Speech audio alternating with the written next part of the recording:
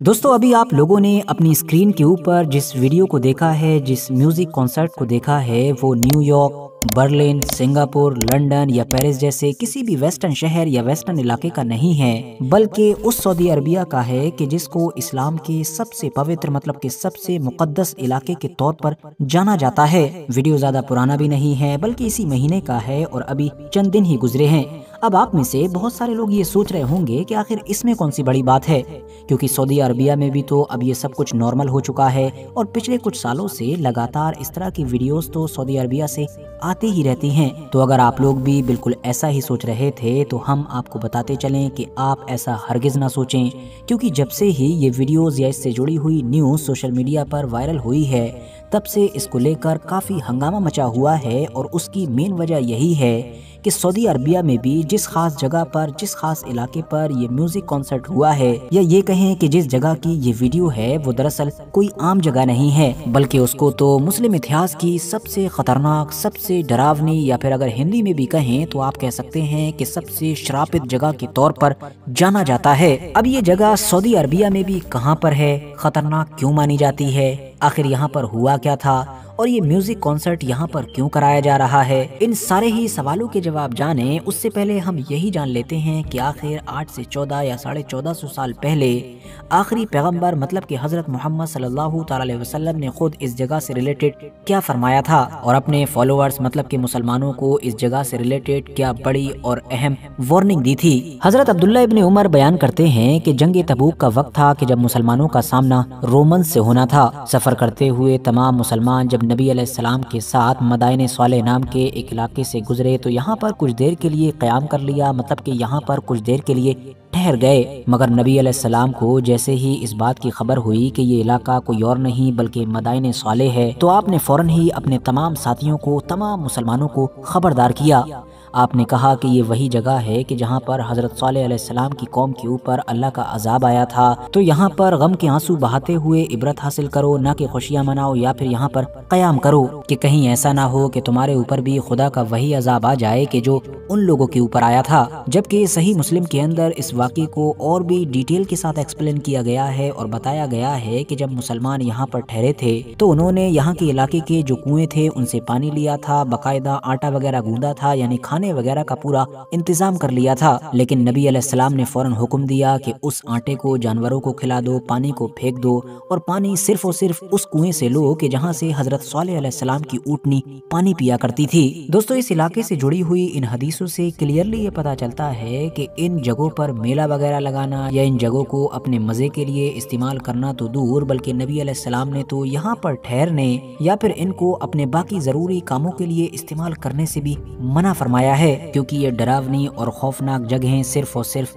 عبرت کے لیے ہوتی ہیں۔ اب سوال یہ ہے کہ آخر یہاں پر ہوا کیا تھا، یہاں پر کون لوگ رہا کرتے تھے اور ان پر خدا کا عذاب کیوں آیا تھا؟ تو دوستو ہم کو اپنے اس سوال کا جواب جاننے کے لیے صرف 1400 نہیں بلکہ پورے 5000 سال پیچھے جانا ہوگا کہ جب اس علاقے کے اندر قوم سمود نام کی ایک جماعت رہا کرتی تھی۔ قرآن کے مطابق یہاں پر رہنے والی یہ قوم اتنی زیادہ طاقتور تھی کہ جتنی طاقتور قوم خدا نے دوبارہ پھر کبھی پیدا نہیں کی۔ یہ لوگ حد سے زیادہ لمبے اور طاقتور تو ہوا ہی کرتے تھے، اور خاص طور سے پتھروں کو تراش کر اونچی اونچی عمارتیں بنانے میں مہارت رکھا کرتے تھے۔ یہ لوگ نہ تو جلدی بیمار پڑا کرتے تھے، نہ بوڑھے ہوتے تھے، اور حد سے زیادہ پیسہ تھا تو اسی لیے صرف اور صرف مزے ہی کیا کرتے تھے، اور انہی تمام چیزوں نے ہی اب دھیرے دھیرے اس قوم کو گھمنڈی اور ظالم بنا دیا۔ ان لوگوں کی نافرمانیاں جب حد سے زیادہ بڑھ گئیں تو خدا کی طرف سے پھر حضرت صالح علیہ السلام کو ان لوگوں کی طرف ایک پیغمبر کے طور پر بھیجا گیا، مگر ان لوگوں نے حضرت صالح علیہ السلام کا نہ صرف انکار کیا بلکہ ان کا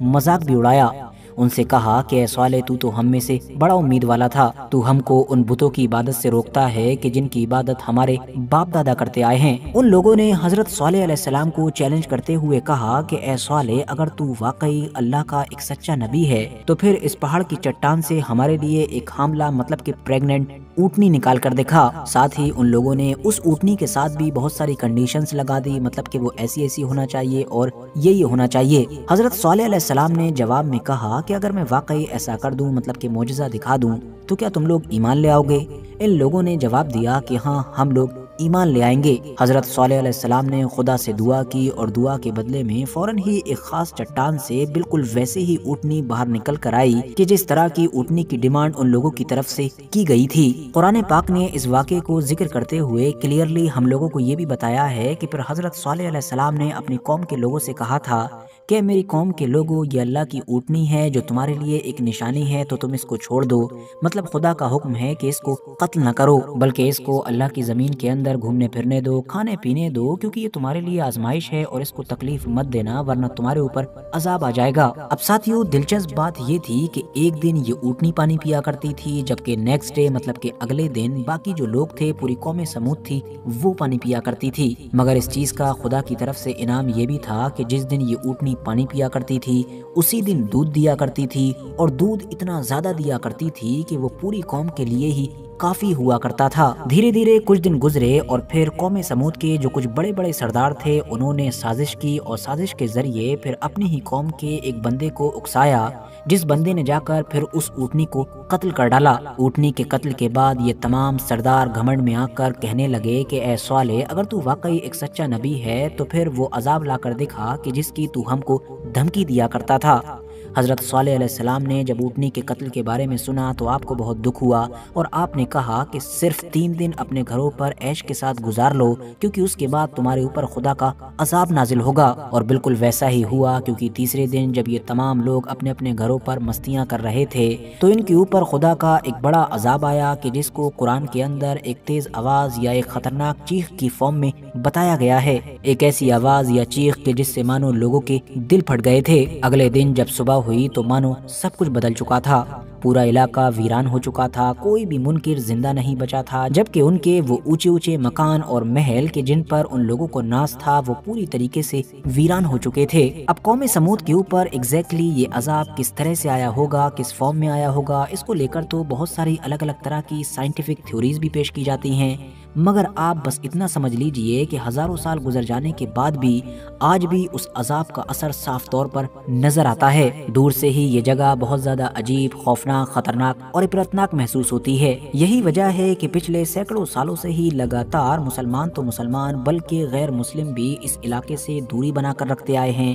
اور اس علاقے کو اگنور کرتے آئے ہیں، مگر پچھلے 8-10 سالوں میں اس علاقے یا اس کے آس پاس میں جو لگے ہوئے علاقے ہیں ان میں کچھ ایسے نظارے دیکھنے کو مل رہے ہیں کہ جس کے بارے میں اتہاس میں شاید کبھی کسی نے امیجن بھی نہیں کیا ہوگا۔ سب سے پہلے تو یہ جان لیجئے کہ جس خاص جگہ کے بارے میں ابھی تک ہم نے اتنا سب کچھ جانا ہے، اس کو پوری دنیا میں مدائن صالح کے نام سے جانا جاتا ہے۔ یہ علاقہ، یہ جگہ سعودی عربیہ کے ایک شہر العلا کے اندر ہے۔ العلا نام کی یہ جو سٹی ہے یہ سعودی عربیہ کا جو مدینہ راجیہ ہے، یا آپ کہہ سکتے ہیں کہ مدینہ اسٹیٹ ہے، اس کے اندر آتی ہے۔ اب معاملہ یہ ہے کہ ویسے تو یہ نہیں کہا جا سکتا ہے کہ مدائن صالح نام کے اس علاقے میں، اس بستی میں پہلے لوگ نہیں جایا کرتے تھے۔ ظاہر ہے ہمیشہ سے لوگ اس کو وزٹ تو کرتے تھے، لیکن وزٹ کرنے کا مقصد شاید عبرت حاصل کرنا ہوتا تھا، ان مناظر کو دیکھنا ہوتا تھا اور اپنے دماغ میں موجود جو ساری سٹوریز ہیں، جو تمام واقعات ہیں، ان سے اپنے آپ کو کنیکٹ کرنا ہوتا تھا۔ مگر پچھلے 8-10 سال سے یہاں پر کچھ اور ہی چل رہا ہے، کیونکہ ویژن 2030 کی وجہ سے زیادہ ویسٹرن ٹورسٹ کو اٹریکٹ کرنے کے لیے یہاں پر ایونٹ وغیرہ کروائے جا رہے ہیں، بلکہ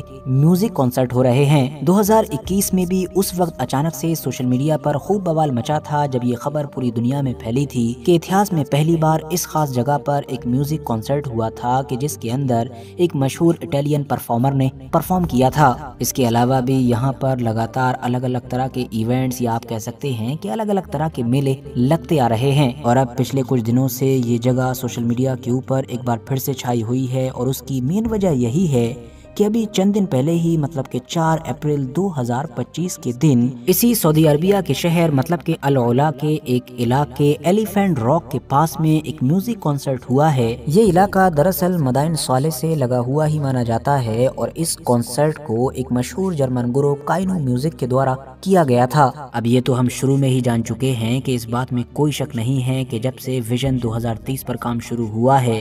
तब से म्यूजिक हो, डांस हो या इस तरह की बाकी चीजें हों, इनसे जुड़े हुए इवेंट्स का सऊदी अरबिया गढ़ बन चुका है। अब सऊदी अरबिया में लगातार होने वाले इन सारे इवेंट्स पर तबसरा करना, इनको जस्टिफाई करना या फिर इनको क्रिटिसाइज करना, ये सारी ही चीजें अपने आप में एक अलग टॉपिक हैं। मगर आज का सवाल तो ये बनता है कि आखिर इस तरह के इवेंट्स और इस तरह के म्यूजिक कॉन्सर्ट्स के लिए मदाइन साले या उसके आसपास की लगी हुई जो जगह हैं उनको चुनने का क्या मकसद है। ये बिल्कुल ऐसे ही हुआ कि जैसे हजारों साल के बाद बिल्कुल कौमे समूद की तरह आप भी खुदा की कुदरत को चैलेंज कर रहे हैं। बाकी आखिर में जाते जाते इस पूरे मुद्दे पर, इस पूरे टॉपिक पर हम आप लोगों की राय जरूर जानना चाहेंगे। कमेंट्स बॉक्स में अपनी कीमती राय जरूर दें। बाकी वीडियो अगर इन्फॉर्मेटिव लगी हो तो लाइक करने के साथ साथ दोस्तों के साथ जरूर शेयर करें, और ऐसे ही नॉलेजेबल और हिस्टोरिकल वीडियोस हमेशा देखने के लिए हमारे इस चैनल को सब्सक्राइब करने के साथ साथ बेल आइकन को जरूर प्रेस करें।